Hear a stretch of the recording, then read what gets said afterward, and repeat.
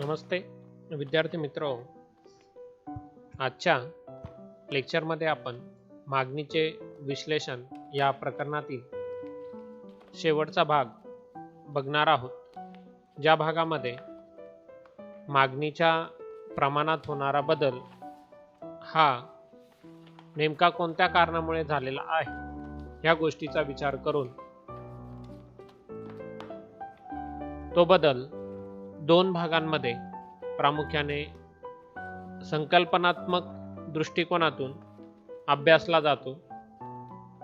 एक म्हणजे मागणीतील विचलन आणि दुसरा म्हणजे मागणीतील बदल. नेमक्या या दोन संकल्पना कोणत्या परिस्थितीमध्ये वापरायच्या किंवा मागणीतील कोणत्या बदलाला मागणीतील विचलन म्हणायचे आणि कोणत्या बदलाला मागणीतील बदल असे म्हणायचे, या संदर्भातील माहिती ही आपणास या व्हिडिओतून कळण्यास मदत होईल. मागणीतील बदल हा अनेक कारणांमुळे होत असतो. हे आपण यापूर्वी देखील मागणीवर परिणाम करणाऱ्या घटकांचा अभ्यास करताना अभ्यासलेले आहे. याच परिणाम करणाऱ्या घटकांचा विचार करून मागणीत बदल घडून येण्यासाठी दोन कारणे ही मागणीतील विचलन आणि मागणीतील बदल या संकल्पनांचा अभ्यास करताना प्रामुख्याने लक्षात घेतली जात असतात. त्यातलं पहिलं जे कारण आहे ते म्हणजे वस्तूच्या किमतीत होणाऱ्या बदलामुळे मागणीत होणारे बदल. मागणीच्या नियमाचा अभ्यास करत असताना प्राध्यापक अल्फ्रेड मार्शल यांनी या किमतीतील बदलामुळे मागणीत होणारे जे दोन बदल आहेत ते आपल्या समोर मांडलेले होते, ज्यामध्ये किंमत वाढली असता मागणी घटते किंवा कमी होते, तर उलट परिस्थितीमध्ये किंमत जर कमी होत असेल तर मागणीमध्ये वाढ ही बघायला मिळते. आणि अशी परिस्थिती अभ्यासत असताना, म्हणजेच किमतीतील बदलाचा मागणीतील बदलावर होणारा परिणाम अभ्यासत असताना मागणीवर परिणाम करणारे किंमत व्यतिरिक्त जे इतर घटक आहेत ते प्रामुख्याने तिथे स्थिर गृहीत धरले जात असतात. तसेच किंमत स्थिर असताना इतर घटकातील बदलामुळे मागणीत होणारे बदल हे मागणीतील बदल म्हणून देखील अभ्यासले जात असतात, ज्यामध्ये वस्तूची किंमत कायम असताना सुद्धा, एकच असताना सुद्धा इतर कारणांमुळे मागणी ही कमी किंवा जास्त होत असते. आणि त्या दृष्टिकोनातून मागणीतील बदल हे अभ्यासले जातात. ते एक कारण मागणीतील बदल घडून येण्यासाठी जबाबदार धरले जाते. मग किंमत स्थिर असताना इतर कोणते घटक मागणीत बदल घडवण्यासाठी जबाबदार असतात? तर उपभोक्त्याच्या आवडीनिवडी, व्यक्तीचे किंवा उपभोक्त्याचे उत्पन्न, नैसर्गिक परिस्थिती, लोकसंख्येचे म्हणजेच ग्राहकांचे प्रमाण, असे जे घटक आहेत ते इतर परिस्थितीमध्ये किंवा इतर घटकांमध्ये प्रामुख्याने विचारात घेतले जातात. आणि त्या घटकांमध्ये जर बदल घडून आला तरी मागणी बदलते. आणि त्या मागणीतील बदलाच्या संकल्पनेचा समावेश हा मागणीतील बदल किंवा विचलन या स्वरूपामध्ये अभ्यासला जात असतो. त्यातला एक संकल्पनात्मक भाग लक्षात घेत असताना या तक्त्यामध्ये आपण ज्या मागणीतील बदलाच्या 4 संकल्पना बघणार आहोत त्याविषयीची स्थिती ही मांडलेली आहे. पहिल्या रकान्यामध्ये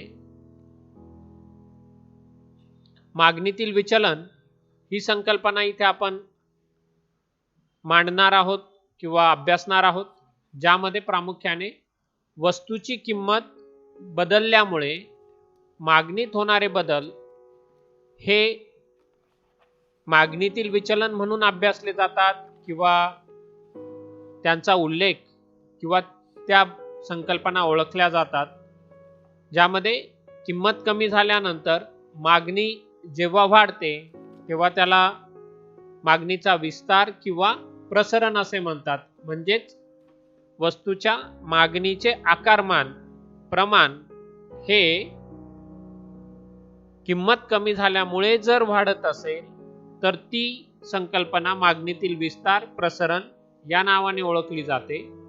तर किमतीतील बदलामुळे मागणीत होणारा जो दुसरा बदल आहे, जो दुसरा भाग आहे, तो म्हणजे मागणीतील संकोच किंवा अंकुंचन, ज्यामध्ये इतर परिस्थिती कायम असताना वस्तूची किंमत वाढल्यानंतर बाजारातील मागणीचे आकारमान म्हणजेच वस्तूच्या खरेदीचे प्रमाण जर कमी होत असेल तर त्याला मागणीतील संकोच किंवा अंकुंचन असे म्हटले जाते. आणि ह्या दोन संकल्पना मागणीतील विचलन या संकल्पनेमध्ये किंवा या दोन संज्ञा या मागणीतील विचलनाच्या संकल्पनेमध्ये अभ्यासल्या जात असतात, ज्यामध्ये इतर परिस्थिती कायम असताना म्हणजेच इतर मध्ये कोणत्या गोष्टी येतात तर उपभोक्त्याचे उत्पन्न, व्यक्तीची आवड निवड, पर्यायी वस्तू, नैसर्गिक परिस्थिती या बाबी प्रामुख्याने तिथे लक्षात घेतल्या जातात आणि त्या कायम असताना किंमत बदलते. अशा परिस्थितीत जेव्हा वस्तूची मागणी वाढते तेव्हा त्याला विस्तार म्हणतात आणि जेव्हा मागणी कमी होते किंमत वाढल्यानंतर त्याला संकोच किंवा अंकुंचन असे म्हणतात. तर दुसरा जो भाग संकल्पनात्मक स्वरूपात आपण यामध्ये पाहणार आहोत तो म्हणजे मागणीतील बदल. मागणीतील बदल किंमत व्यतिरिक्त किमतीशिवाय इतर अनेक घटक मागणीत बदल घडवून आणण्यासाठी जबाबदार असतात. मागणी कमी जास्त करण्यासाठी कारणीभूत असतात आणि त्या घटकांमुळे जर मागणीत बदल होत असेल तर त्या बदलाला मागणीतील वृद्धी किंवा वाढ आणि मागणीतील ह्रास किंवा घट असे म्हटले जात असते. आता व्यक्तीचे उत्पन्न वाढल्यानंतर व्यक्तीची खरेदी क्षमता वाढते. वाढलेल्या खरेदी क्षमतेमुळे तो वस्तूची मागणी बाजारपेठेत वाढवतो. याला मागणीतील वृद्धी किंवा वाढ असे म्हटले जाते. किंवा काही कारणास्तव जर व्यक्तीचे उत्पन्न कमी होत असेल तर त्यामुळे त्याची खरेदी क्षमता घटते. बाजारातील वस्तूंची मागणी त्याद्वारे कमी केली जात असते आणि अशा कमी होणाऱ्या मागणीचा समावेश मागणीतील ह्रास किंवा मागणीतील घट या संकल्पनेमध्ये केला जात असतो. म्हणजेच जेव्हा इतर घटक किमतीशिवाय मागणी बदलवण्यामध्ये जबाबदार असतात तेव्हा त्याला मागणीतील बदल असे म्हणतात. अशा कारणांमुळे जर मागणी वाढली तर त्याला मागणीतील वृद्धी, याच कारणांमुळे जर मागणी कमी होत असेल तर याला मागणीतील ह्रास असे म्हटले जात असते. पुढे या संकल्पना आपण अजून सविस्तर बघणार आहोत. त्यामध्ये पहिला जो भाग आपल्याला बघायचा आहे तो म्हणजे मागणीतील विचलन, की जे वस्तूच्या किमतीतील बदलामुळे निर्माण होणारे असते. इतर परिस्थितीत बदल न होता केवळ किमतीतील बदलामुळे जेव्हा मागणीत चढ उतार होतात, मागणी कमी किंवा जास्त होते, तेव्हा त्याला मागणीतील विचलन असे म्हणतात. या मागणीतील विचलनाचे दोन प्रकार यामध्ये आपण बघणार आहोत. एक म्हणजे मागणीतील विस्तार, ज्याला प्रसरण असे म्हणतात, एक्सपान्शन ऑफ डिमांड. आणि दुसरा जो भाग असणार आहे तो म्हणजे मागणीतील संकोच म्हणजेच अंकुंचन, कॉन्ट्रॅक्शन ऑफ डिमांड, म्हणजेच किमतीतील बदलामुळे मागणीतील कमी जास्त होण्याच्या प्रमाणाचा समावेश मागणीतील विचलनामध्ये होतो. आणि मागणीतील विचलन हे दोन प्रकारे अभ्यासले जाते. एक मागणीतील विस्तार किंवा प्रसरण आणि दुसरे म्हणजे मागणीतील संकोच किंवा अंकुंचन. मग आता मागणीतील विस्तार किंवा प्रसरण केव्हा घडते? जेव्हा इतर परिस्थितीत म्हणजेच आवड निवड, उपभोक्त्याचे उत्पन्न, लोकसंख्येचे आकारमान इत्यादींमध्ये कोणताही बदल न होता फक्त किंमत कमी कमी झाल्याने मागणीत वाढ होत असेल तेव्हा त्यास काय म्हटले जाते? मागणीतील विस्तार. म्हणजेच मागणीतील विस्तार निर्माण होण्याकरिता कोणते कारण जबाबदार आहे? तर वस्तूची किंमत कमी होण्याची जी परिस्थिती आहे ती परिस्थिती वस्तूच्या मागणीत जर वाढ घडवून आणत असेल तर त्याला मागणीतील विस्तार असे म्हटले जाते. त्या प्रसंगी आवड निवड, उपभोक्त्याचे उत्पन्न, लोकसंख्येचे आकारमान इत्यादी घटक हे स्थिर असतात, कायम असतात, त्यामध्ये बदल होत नाही, अशा प्रकारची भूमिका तिथे घेतली जात असते. म्हणजेच किंमत कमी झाल्यानंतर जर मागणी जास्त होत असेल, त्यात वाढ घडून येत असेल तर त्याला काय म्हणणार आपण? मागणीतील विस्तार किंवा प्रसरण असे त्याला म्हणतो. त्यानंतर मागणीतील विचलनातला जो दुसरा भाग आहे तो म्हणजे मागणीतील संकोच किंवा अंकुंचन, कॉन्ट्रॅक्शन ऑफ डिमांड. इतर परिस्थितीत म्हणजेच आवड निवड, व्यक्तीचे उत्पन्न, लोकसंख्येचा आकार यामध्ये कोणताही बदल न होता केवळ फक्त किंमत जास्त झाल्याने किंवा किंमत वाढ झाल्याने जर मागणी घटत असेल, कमी होत असेल, तेव्हा त्याला काय म्हणतात? मागणीतील संकोच असे म्हणतात. आता बाजारात कोणत्याही वस्तूची जर किंमत वाढत असेल तर वाढत्या किमतीला आपण त्या वस्तूची मागणी कमी करतो की नाही? मग अशी कमी होणारी मागणी ही किमतीमुळे घटत असते, कमी होत असते, तेव्हा त्याला काय म्हणणार? मागणीतील संकोच असे म्हणणार किंवा त्याला त्या संकल्पनेच्या स्वरूपात ओळखले जात असते. म्हणजेच वस्तूची किंमत जास्त असताना किंवा किंमत वाढल्यानंतर जर वस्तूची मागणी कमी होत असेल तर त्या प्रसंगी मागणीतील संकोच किंवा अंकुंचन ही संकल्पना प्रामुख्याने वापरली जाते, किंबहुना त्या नावाने मागणीतील बदल हा ओळखला जात असतो. आता उदाहरण आणि आकृतीच्या साहाय्याने आपणास ह्या मागणीतील विस्तार आणि संकोच या दोन संकल्पना समजून घ्यायच्या आहेत. आपल्या समोर मागणीचे पत्रक किंवा कोष्टक हे आहे की ज्यामध्ये एका रकान्यात श वस्तूची किंमत जी रुपयामध्ये आपण दाखवली आहे आणि दुसऱ्या रकान्यामध्ये श वस्तूची मागणी की जी किलोग्राम मध्ये दाखवलेली आहे. आता इथे वस्तूची किंमत जर वाढली, म्हणजेच असं समजा सुरुवातीला वस्तूची किंमत 30 रुपये इतकी होती, आता ती 30 वरून जर 50 रुपयापर्यंत वाढली तर अशी किंमत वाढ झाल्यामुळे वस्तूची मागणी ही काय होणार आहे? कमी होणार आहे. म्हणजे पूर्वी 30 रुपयाला मागणी किती होती? 3 किलो इतकी होती.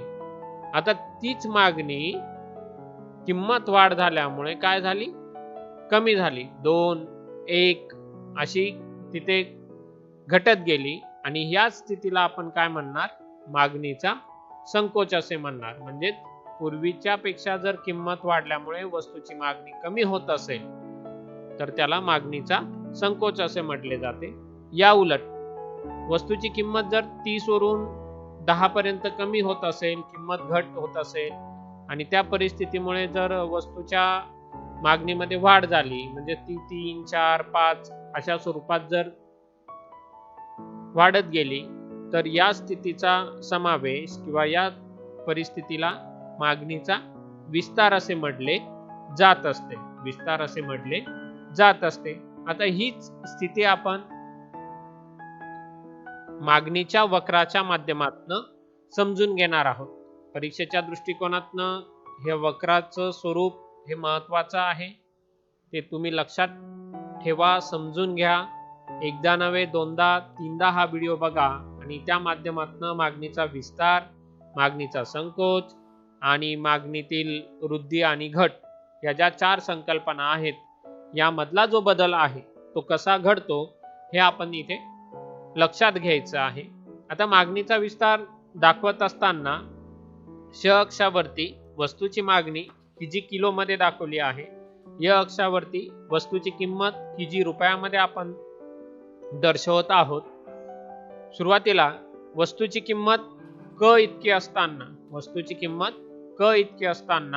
वस्तूची मागणी किती आहे? ब इतकी आहे.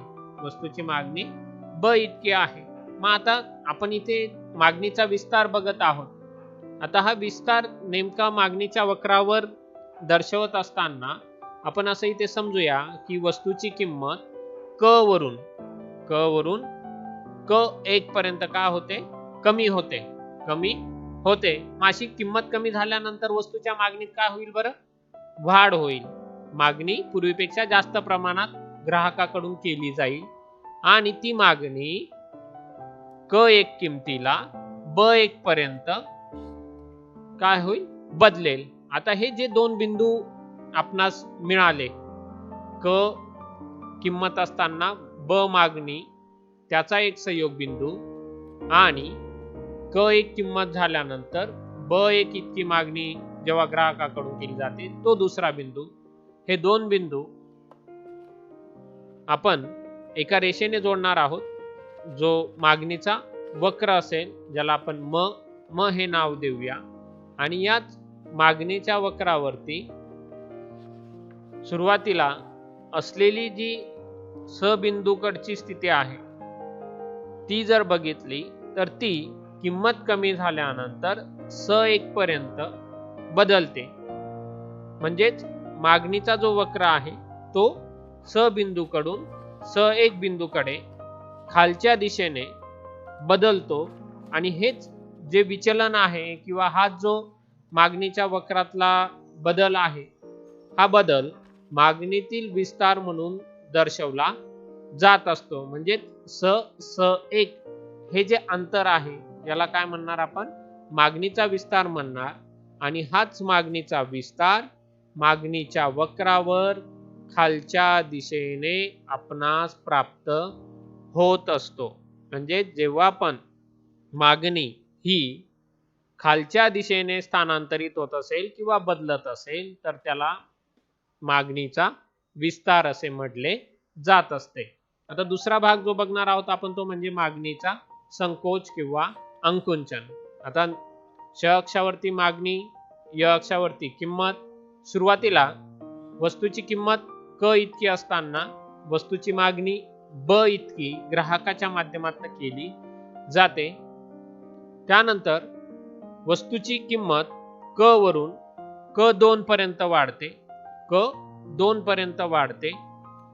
ह्या वाढलेल्या मागणीला वस्तूची जी मागणी आहे ह्या वाढलेल्या किमतीला, म्हणजेच किंमत क वरून क2 पर्यंत जेव्हा वाढते तेव्हा या वाढलेल्या किमतीला वस्तूची मागणी ब वरून ब2 पर्यंत काय होते? कमी होते, घटत आहे, कमी होते आहे. आणि यालाच आपण काय म्हणणार आहोत? मागणीतील संकोच असे म्हणणार आहोत. आता हा मागणीचा संकोच मागणीच्या वक्रावर जर आपणास दाखवायचा असेल, दर्शवायचा असेल तर जे दोन बिंदू आपणास वस्तूच्या किंमत आणि मागणीचे आलेखावर प्राप्त झालेले आहेत ते आपण काय करून घेऊया? एका सरळ रेषेने जोडून घेऊया, ज्याला आपण म1 हे नाव देऊ. हा आपला मागणीचा वक्र झाला. त्यानंतर त्यांच्या सहयोग बिंदूंना नाव देऊया, एक स आणि दुसरे आहे स2. आता सुरुवातीला जी स्थिती होती ती मागणीची स बिंदू मधली होती की जिथे क किमतीला ब इतकी मागणी केली जाते, त्याचा बिंदू स या नावाने आपण दर्शवला. त्यानंतर किंमत क2 पर्यंत वाढते. क2 किंमत झाल्यानंतर वस्तूची मागणी ब2 पर्यंत कमी होते. आता ही कमी झालेली मागणीची स्थिती दर्शवणारा जो बिंदू आहे तो आलेखावरती स2 या नावाने आपण दाखवलेला आहे आणि तो पूर्वीच्या बिंदूपेक्षा वरच्या दिशेने आपणास बघावयास मिळतो. म्हणजेच मागणीचा संकोच जर आपण मागणीच्या वक्रावरती बघितला तर तो वरच्या दिशेने आपणास बघावयास मिळतो. म्हणजेच म हा मागणीचा वक्र आहे. स बिंदूकडून स2 बिंदूकडे जेव्हा त्याच मागणी वक्रावर वरच्या दिशेने मागणीचे विचलन म्हणजेच मागणीत बदल घडून येत असेल तर त्याला मागणीतील संकोच किंवा अंकुंचन म्हटले जाते. त्याद्वारे ती स्थिती दर्शवता येत असते. म्हणजे स बिंदूकडून स 2 बिंदूकडे त्याच मागणी वक्रावर वरच्या दिशेने जाणारे विचलन मागणीचा संकोच किंवा अंकुंचन दर्शविते. म्हणजेच एकाच मागणी वक्रावर मागणीचा विस्तार आणि मागणीचा संकोच आपल्याला दाखवता येतो. विस्तार हा मागणी वक्राच्या खालच्या दिशेने होणारे विचलन दर्शवते, तर संकोच हे मागणी वक्रावर वरच्या दिशेने होणारे जे विचलन आहे ते दर्शवते. अंकुंचन वरच्या दिशेने होणाऱ्या विचलनातून आपणास दर्शवता येत असते. त्यानंतर पुढचा भाग जो आपण बघणार आहोत तो म्हणजे मागणीतील बदल. आता पहिला जो बघितला तो मागणीचा विस्तार होता की ज्यामध्ये इतर परिस्थिती कायम असताना किमतीतील बदलामुळे मागणीत होणारे जे 2 बदल आहेत ते तिथे आपण अभ्यासले. आता दुसऱ्या भागामध्ये मागणीतील बदल हा आपणास संकल्पनेचा विचार करायचा आहे की ज्यामध्ये वस्तूची किंमत स्थिर असते, कायम असते आणि इतर घटकातील बदलाचा परिणाम म्हणून जेव्हा वस्तूची मागणी वाढते किंवा कमी होते त्याला मागणीतील बदल असे म्हणतात. आता हे मागणीतील बदल सुद्धा 2 प्रकारे आहेत. एक मागणीतील वृद्धी ज्याला वाढ असे म्हणतात, इन्क्रीज इन डिमांड, आणि दुसरा जो भाग आहे तो म्हणजे मागणीतील ह्रास, घट म्हणजे डिक्रीज इन डिमांड. आता त्यातला पहिला भाग आपण बघणार आहोत, मागणीतील वृद्धी किंवा मागणीतील वाढ, इन्क्रीज इन डिमांड.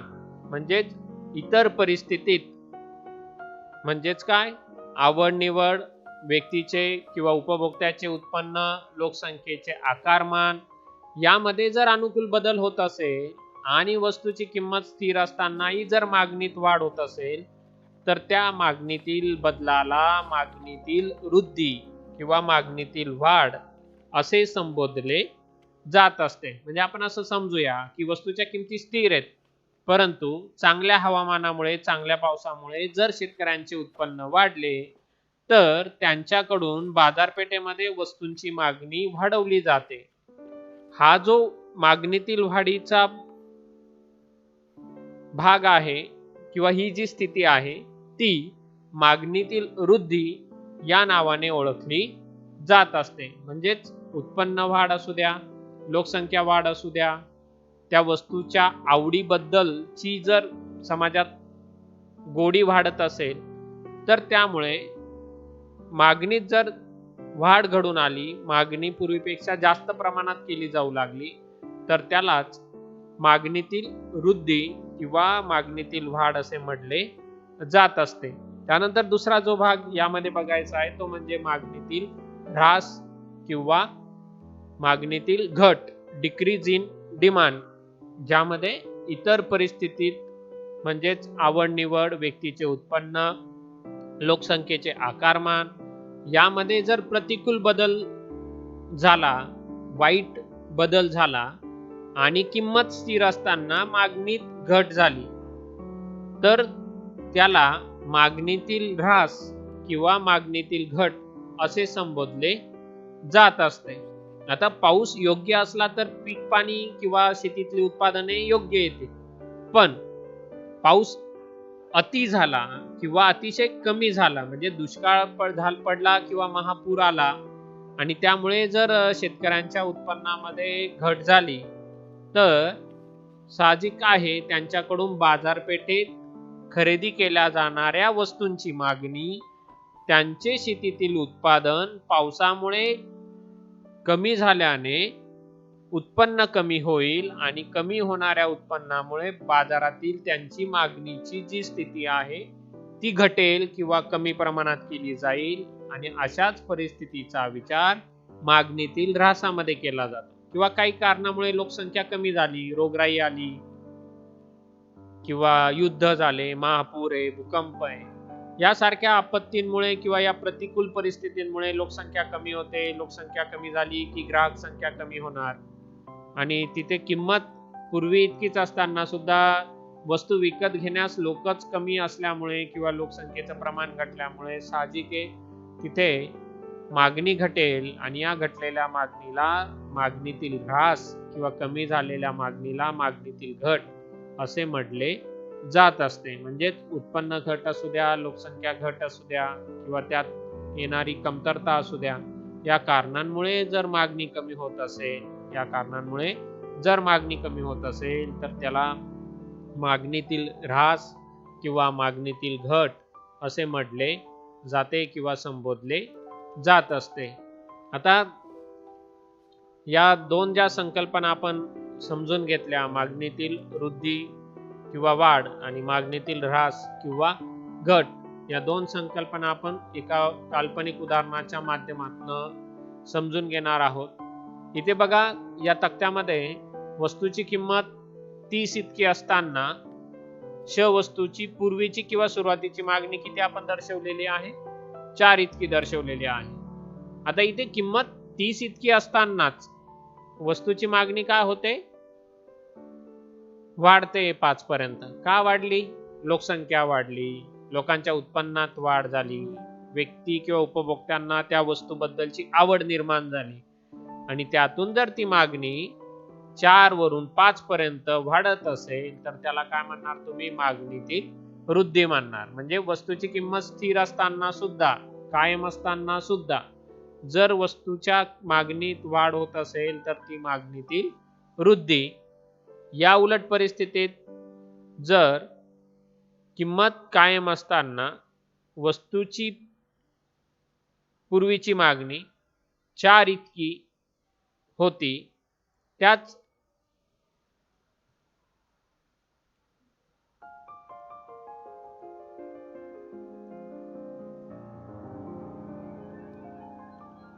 चार इतकी होती. आता ती मागणी जर काही कारणास्तव लोकसंख्या कमी झाली किंवा लोकांच्या उत्पन्नात घट झाली, जसं कोरोनाचं संकट आलं आणि लोकांचे रोजगाराचे साधन बुडाले आणि उत्पन्न घटले आणि घटलेल्या उत्पन्नामुळे खर्चाची पातळी कमी होऊन बाजारातील अनेक वस्तूंची मागणी कमी झाली. आता किंमत तर कोरोना येण्याच्या अगोदर जी होती तीच वस्तूची आहे, तरी सुद्धा आज काय झालंय? वस्तूंची मागणी लोकांकडे असलेल्या पैशाच्या अभावापोटी कमी झाली, म्हणजे उत्पन्नाच्या कमतरतेमुळे ती कमी झाली आणि अशी कमी झालेली मागणी कोणत्या नावाने ओळखली जाते? मागणीतील घट किंवा मागणीतील ऱ्हास. म्हणजेच किंमत कायम आहे, परंतु जर लोकसंख्या कमी होणे, उत्पन्न घटणे, आवड निवड कमी होणे या कारणांमुळे जर मागणी कमी होत असेल तर त्याला मागणीतील घट किंवा क्षय किंवा ऱ्हास असे म्हटले जात असते. आता ह्या दोन स्थिती आपल्याला मागणीच्या वक्राच्या माध्यमातून समजून घ्यायच्या आहे. आता मागणीतील वृद्धी किंवा वाढ ही मागणीच्या वक्रावरती कशी दाखवली जाते हे आपण बघूया. यामध्ये श अक्षावरती वस्तूची मागणी, य अक्षावरती किंमत. सुरुवातीला वस्तूची किंमत क असताना वस्तूची मागणी किती होती? ब इतकी होती. सुरुवातीला वस्तूची किंमत क असताना वस्तूची मागणी ब इतकी होती, परंतु त्या परिस्थितीत जो मागणीचा वक्र आहे तो आपण म या स्वरूपात किंवा या नावाने दर्शवलेला आहे. आता आपण असं समजूया की लोकांच्या उत्पन्नात वाढ झाली आणि वाढलेल्या उत्पन्नामुळे क याच किमतीला, म्हणजे किंमत स्थिर असताना सुद्धा वस्तूची जी मागणी आहे ती ब1 पर्यंत काय झाली? वाढली आहे. ब1 पर्यंत वाढली आहे. आता ही जी मागणी बदलली,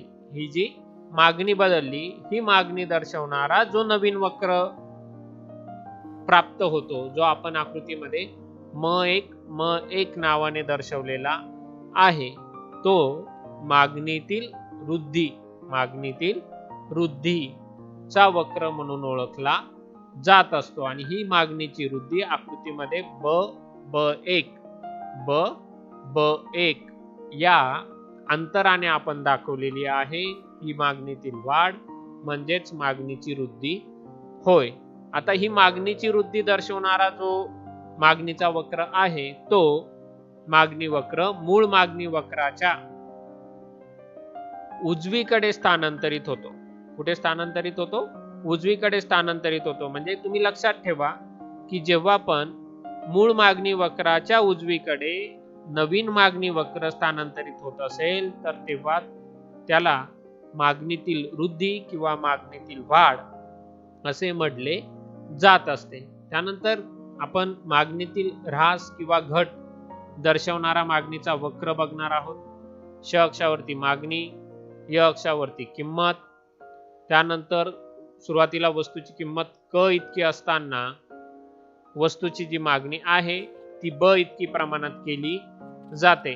ब इतकी प्रमाणात केली जाते. इथे समजूया लोकांचे उत्पन्न कमी झाले, लोकांना ती वस्तू जर कमी प्रमाणात आवडू लागली तर त्याचा परिणाम म्हणून इथे मागणीत ऱ्हास ही निर्माण होऊ शकते, घट ही तिथे जाणवू शकते. आता सुरुवातीला क किंमत असताना ब इतकी मागणी केली जाते आणि ती स्थिती दर्शवणारा वक्र म या रेषेच्या माध्यमातून आपण दर्शवलेला आहे. आता उत्पन्न कमी झाले, लोकसंख्या कमी झाली म्हणून क इतकीच किंमत असताना मागणी आपण पूर्वीपेक्षा काय करत आहोत? घटलेली दाखवत आहोत की जी ब पासून ब2 पर्यंत काय झाली? कमी झाली. ब पासून ब2 पर्यंत कमी झालेली आहे. आणि ही स्थिती दर्शवणारा नवीन मागणीचा वक्र रेषा म2 या नावाने आपणास प्राप्त होते की जी मूळ मागणी वक्राच्या डावीकडे स्थानांतरित झाली आहे किंवा डावीकडे सरकली आहे. डावीकडे सरकली आहे. आणि ही स्थिती जेव्हा निर्माण होईल तेव्हा तिथे मागणीतील ऱ्हास किंवा घट ही आपणास दिसते किंवा त्याचा उल्लेख केला जात असतो. आता आकृतीमध्ये ब2 हे अंतर काय आहे? मागणीची ऱ्हास आहे. पूर्वी मागणी होती ब इतकी, आता किती केली जाते? ब2 इतकी. का? तर लोकांचे उत्पन्न कमी झाले असेल, लोकसंख्या घटली असेल, अशा विविध मागणीवर परिणाम करणाऱ्या घटकांचा प्रतिकूल बदल मागणीतील ऱ्हास किंवा घट निर्माण करण्यासाठी कारणीभूत धरला जात असतो. म्हणजेच जेव्हा मागणीचा वक्र हा मूळ मागणी वक्राच्या डाव्या बाजूला किंवा डावीकडे डाव्या दिशेला स्थानांतरित होतो तेव्हा त्याला मागणीतील ऱ्हास किंवा घट किंवा मागणीची ऱ्हास दर्शविणारा वक्र म्हणून ओळखले जात असते. इथे एक गोष्ट जी लक्षात घेण्याजोगी आहे ती म्हणजे एकाच मागणी वक्रावर मागणीतील वृद्धी आणि मागणीतील ऱ्हास, मागणीतील वाढ आणि मागणीतील घट ही दर्शवता येत नाही. त्यासाठी तुम्हाला नवीन मागणीचा वक्र हा काढावा लागतो. नवीन मागणीचा वक्र हा काढावा लागतो. यामध्ये एक गोष्ट जी प्रामुख्याने आकृतींच्या संदर्भात लक्षात ठेवायची आहे ती म्हणजे मागणीचा विस्तार आणि संकोच एकाच मागणी वक्रावर आपण दर्शवू शकतो. खालच्या बाजूला मागणीचा विस्तार तर वरच्या बाजूला मागणीचा संकोच दर्शवता येतो. तर मागणीतील वृद्धी आणि मागणीतील ऱ्हास दर्शवण्यासाठी दोन भिन्न भिन्न मागणीचे वक्र हे काढावे लागतात, दर्शवावे लागतात. जेव्हा मागणीचा वक्र मूळ मागणी वक्राच्या उजवीकडे सरकतो तेव्हा त्याला मागणीतील वृद्धी म्हणतात.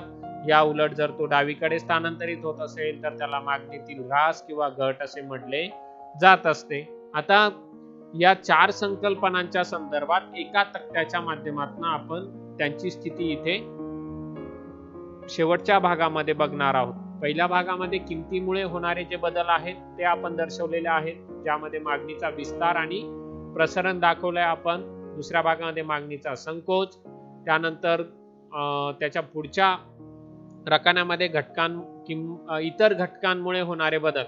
थोडासा टायपिंग मिस्टेकचा प्रॉब्लेम आहे तो समजून घ्या. इतर घटकांमुळे होणारे बदल, त्याच्यात मागणीतील वृद्धी आणि घट, आणि दुसऱ्या भागामध्ये मागणीतील क्षय किंवा ऱ्हास आपण दर्शवलेला आहे. त्याची अर्थ व्याख्या दिली आहेत, कारण त्यांची दिलेली आहेत. ती कारण नीट बघा, वाचा.